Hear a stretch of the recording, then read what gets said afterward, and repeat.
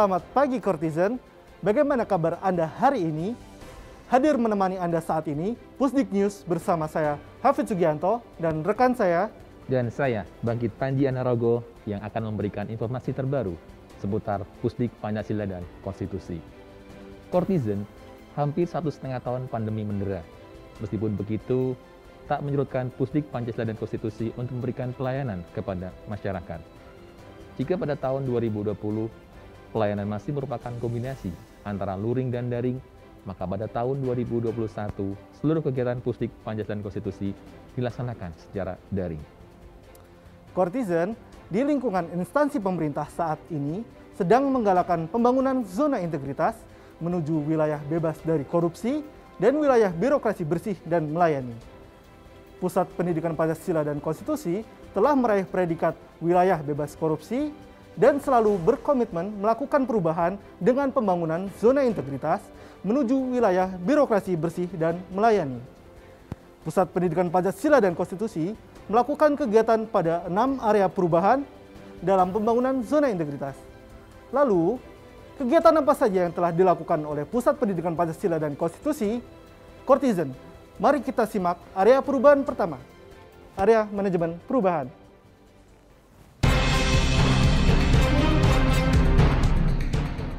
Kegiatan perubahan yang dilakukan oleh area manajemen perubahan, yaitu pengembangan dan penguatan peran agen perubahan untuk mendorong perubahan di Pusat Pendidikan Pancasila dan Konstitusi.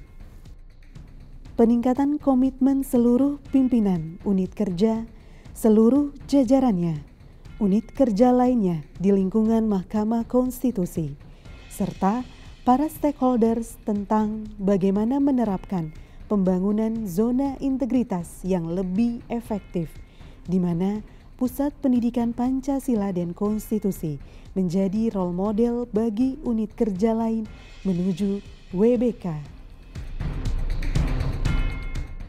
Assalamualaikum warahmatullahi wabarakatuh. Selamat pagi, salam sehat, dan salam sejahtera untuk kita semua. Pembangunan zona integritas yang bertujuan untuk mengembangkan budaya kerja anti korupsi, berkinerja tinggi, dan memberikan pelayanan publik yang berkualitas terus dikembangkan di Mahkamah Konstitusi sebagai perwujudan lembaga peradilan yang modern dan terpercaya. Pusat Pendidikan Pancasila dan Konstitusi sebagai unit kerja yang telah ditetapkan menjadi wilayah bebas dari korupsi atau WBK saat ini terus mematangkan diri sebagai unit kerja untuk meraih predikat wilayah birokrasi bersih dan melayani atau WBBM. Perwujudan zona integritas sebagai miniatur pelaksanaan reformasi birokrasi dilaksanakan melalui 3 sasaran, yaitu dengan memperteguh integritas, disiplin, dedikasi, dan profesional, serta pelayanan publik yang prima dan peningkatan kualitas manajemen kinerja. Saya sebagai pimpinan terus mendorong sepenuhnya perwujudan zona integritas di Pusat Pendidikan Pancasila dan Konstitusi.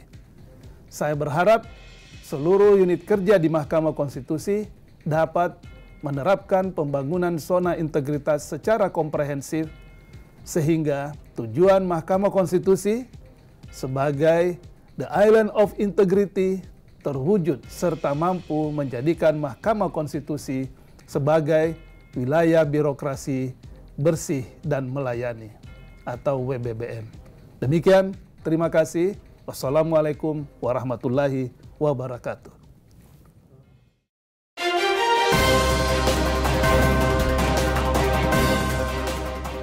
Penguatan nilai-nilai integritas pegawai Pusat Pendidikan Pancasila dan Konstitusi dengan melaksanakan kegiatan dialog integritas secara berkala kepada pegawai Pusat Pendidikan Pancasila dan Konstitusi.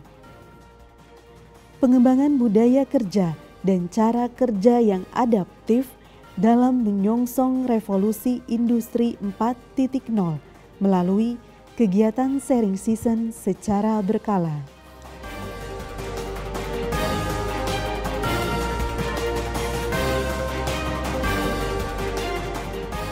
Beralih ke informasi selanjutnya. Selain area manajemen perubahan berikutnya dilakukan Pusat Pendidikan Pancasila dan Konstitusi di area penataan tata laksana. Kortizen, mari kita simak kegiatan-kegiatan yang telah dilakukan terkait dengan area ini.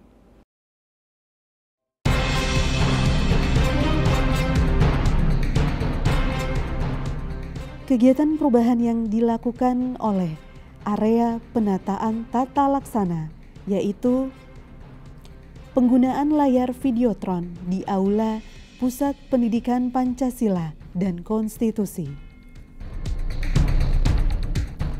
Pengembangan aplikasi dashboard apps.mkri.id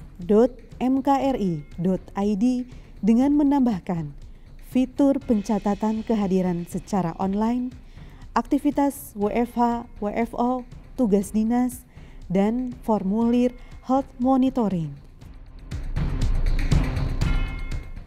Pengembangan aplikasi simultan, sistem informasi peserta langsung dan transparan.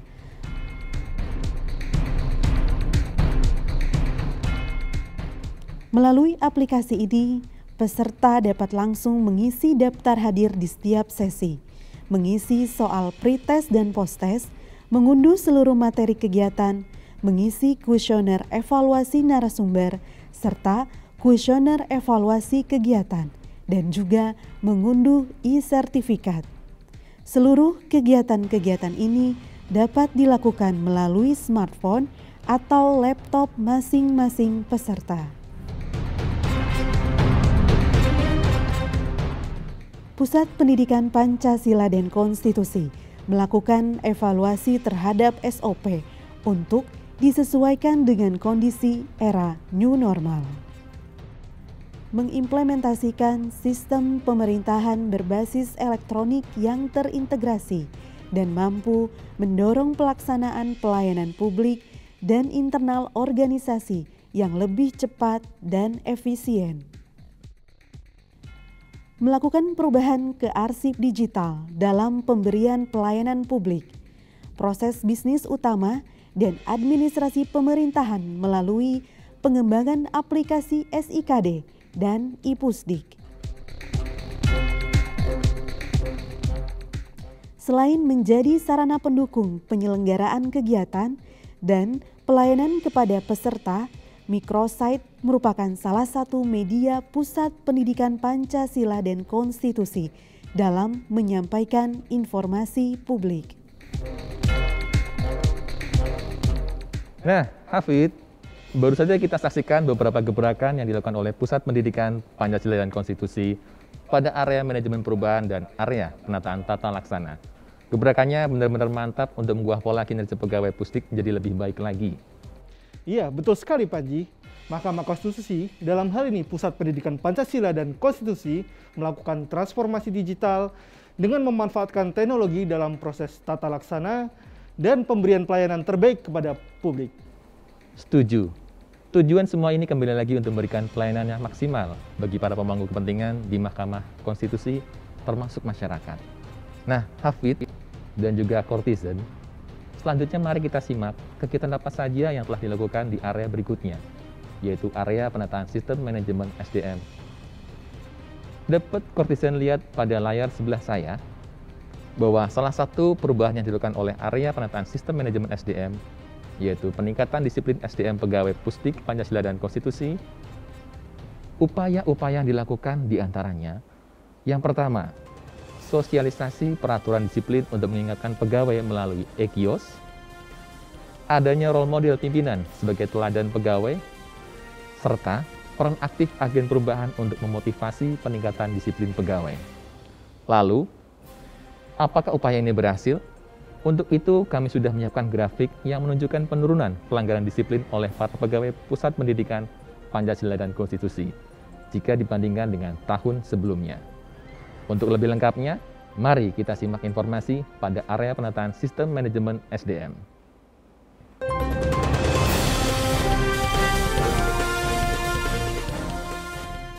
Kegiatan perubahan yang dilakukan oleh area penataan sistem manajemen SDM.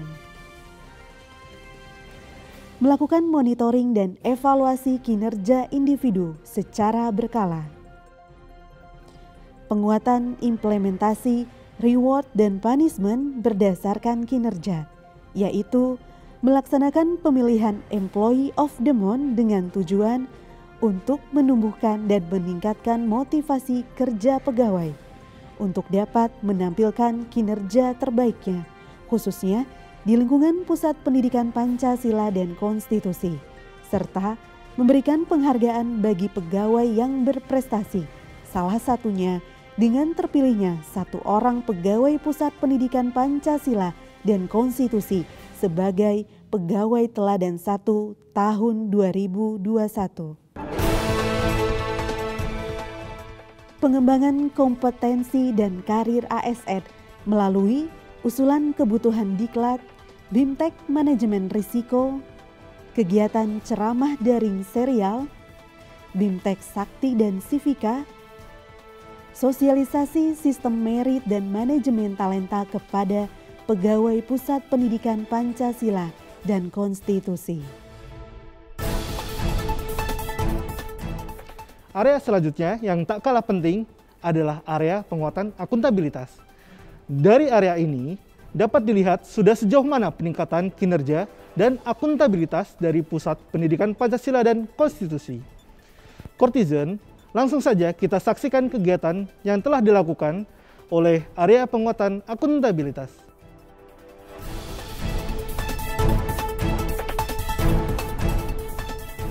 Kegiatan perubahan yang dilakukan oleh area penguatan akuntabilitas, yaitu peningkatan kualitas penyelarasan kinerja unit kepada kinerja organisasi melalui evaluasi cascading kinerja yang berorientasi hasil dan memiliki kesesuaian indikator dari level pimpinan hingga staf untuk mencapai tujuan organisasi.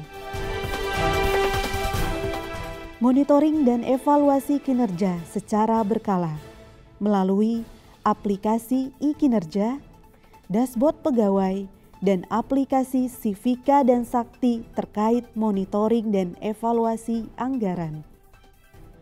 Penguatan keterlibatan pimpinan dan seluruh penanggung jawab dalam perencanaan kinerja, monitoring dan evaluasi kinerja, serta pelaporan kinerja dengan melaksanakan dialog kinerja, rapat koordinasi dengan stakeholder atau target group, monitoring dan evaluasi anggaran secara berkala.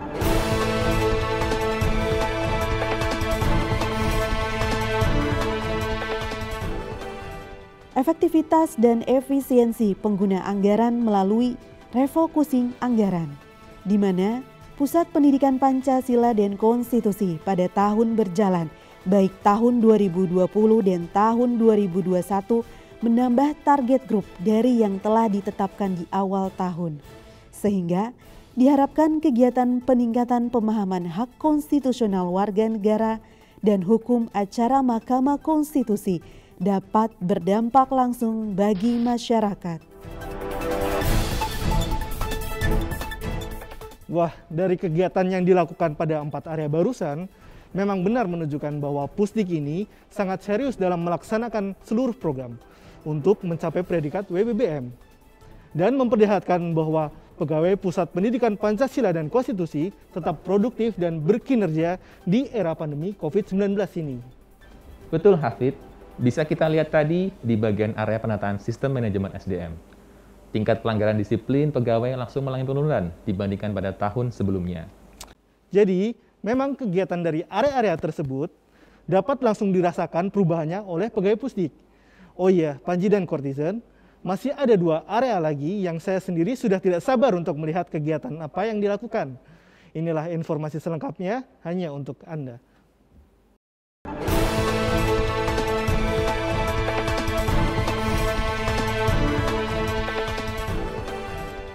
Kegiatan perubahan yang dilakukan area penguatan pengawasan, yaitu penguatan pengendalian gratifikasi, penguatan implementasi SPIP melalui penguatan efektivitas penerapan manajemen risiko dan penyesuaian profil risiko secara berkala. Penguatan penanganan pengaduan berupa monitoring laporan pengaduan yang disampaikan melalui media pengaduan lapor, disampaikan secara langsung melalui tim penanganan pengaduan Mahkamah Konstitusi, kotak saran, kotak pos, pesan singkat SMS, telepon atau fax, serta email. Sampai saat ini, Pusat Pendidikan Pancasila dan Konstitusi tidak pernah menerima pengaduan berkadar pengawasan. Jika ada, Pusat Pendidikan Pancasila dan Konstitusi akan menindaklanjuti pengaduan yang masuk melalui media pengaduan yang sudah ada dan menyampaikan informasi pengaduan tersebut seluas-luasnya baik secara manual maupun elektronik.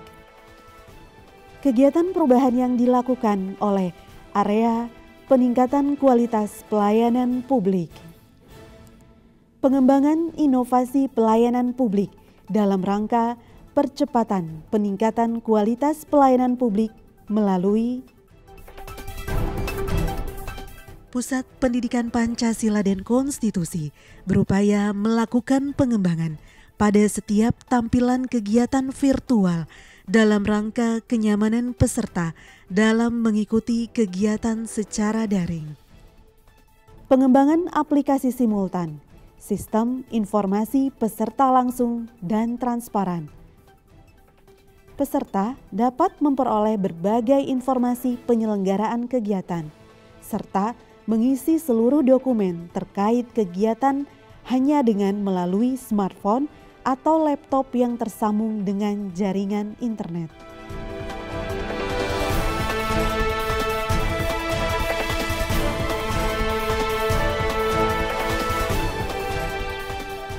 Penyelenggaraan kegiatan pendidikan Pancasila dan Konstitusi dilaksanakan selama masa pandemi COVID-19 secara daring, mulai tahap registrasi sampai dengan peserta menerima e-sertifikat. Penyelenggaraan ASN Expo Pusat Pendidikan Pancasila dan Konstitusi One Man, One Innovation pada bulan Desember tahun 2021 untuk menggali potensi yang dimiliki pegawai Pusat Pendidikan Pancasila dan Konstitusi yang nantinya akan diikutsertakan pada kompetisi inovasi pelayanan publik. Penguatan budaya pelayanan prima melalui review standar pelayanan secara berkala. Penyusunan kajian dan modul layanan disabilitas di Pusat Pendidikan Pancasila dan Konstitusi. Penyediaan sarana prasarana yang layak bagi penyandang disabilitas di Pusat Pendidikan Pancasila dan Konstitusi, di antaranya lift, parkir khusus disabilitas, jalur ramah disabilitas, serta kamar khusus disabilitas. Terdapat sistem reward dan punishment bagi pelaksana layanan, serta pemberian kompensasi kepada penerima layanan bila layanan tidak sesuai standar. Melakukan survei kepuasan penyelenggaraan pendidikan setiap kegiatan. Survei dilakukan secara langsung setelah pengguna layanan atau peserta menyelesaikan proses layanan sampai dengan selesai. Peningkatan kualitas pengelolaan survei kepuasan masyarakat dengan tindak lanjut atas pemantauan survei kepuasan masyarakat secara berkala. Dan Pusat Pendidikan Pancasila dan Konstitusi secara aktif menjelaskan kepada pengguna layanan atas berbagai upaya perbaikan yang telah dilakukan dalam meningkatkan kualitas layanan dan integritas organisasi. Wow, pelayanan publik di Pusdik ini kalau saya lihat sangat menarik ya. Bahkan mereka sudah menyiapkan sarana dan prasarana yang ramah disabilitas. Tidak hanya itu, inovasi yang dibangun berdampak langsung pada kinerja, penguatan integritas, maupun kemudahan pelayanan. Nah, Hafid, tidak lengkap rasanya jika informasi gebrakan tadi tidak disertai dengan tanggapan publik sebagai penerima layanan yang telah dilakukan oleh Pusat Pendidikan Pancasila dan Konstitusi. Penasaran apa saja tanggapan masyarakat? Mari kita saksikan informasi sebagai berikut.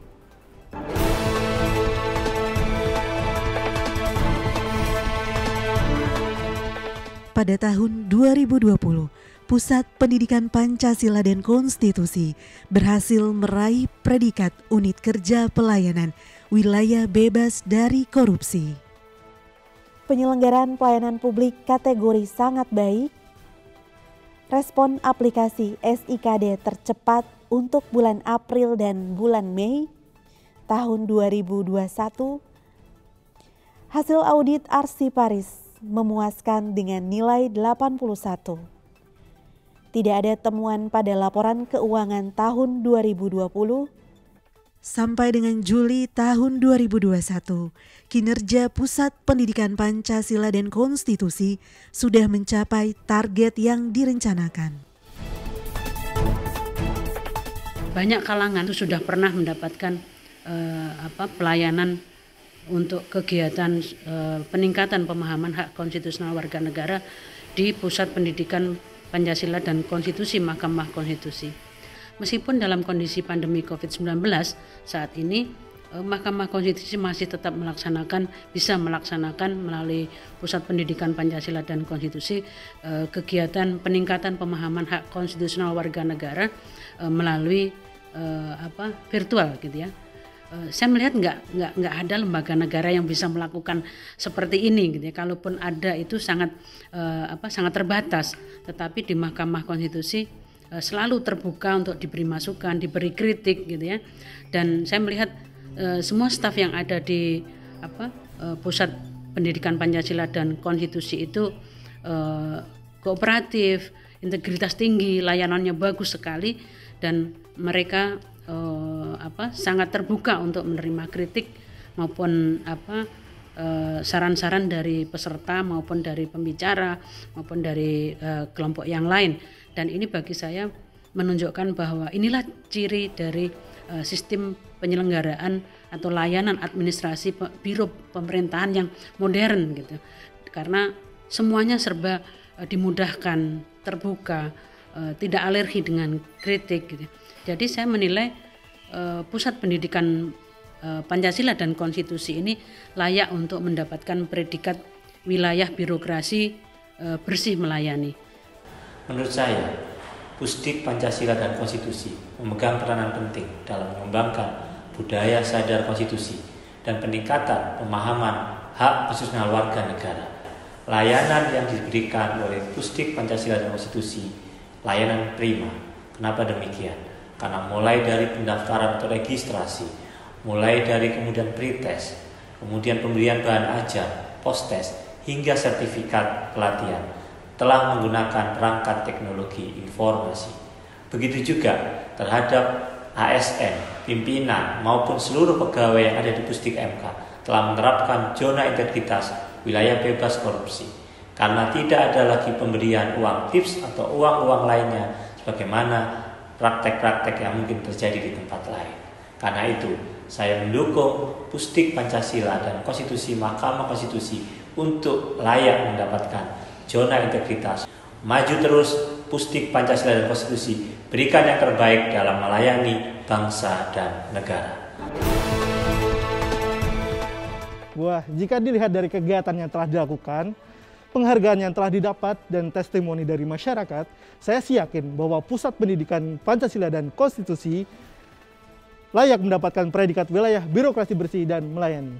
Setuju Hafid. Saya yakin sekali bahwa mereka layak memperoleh predikat WPBM ini.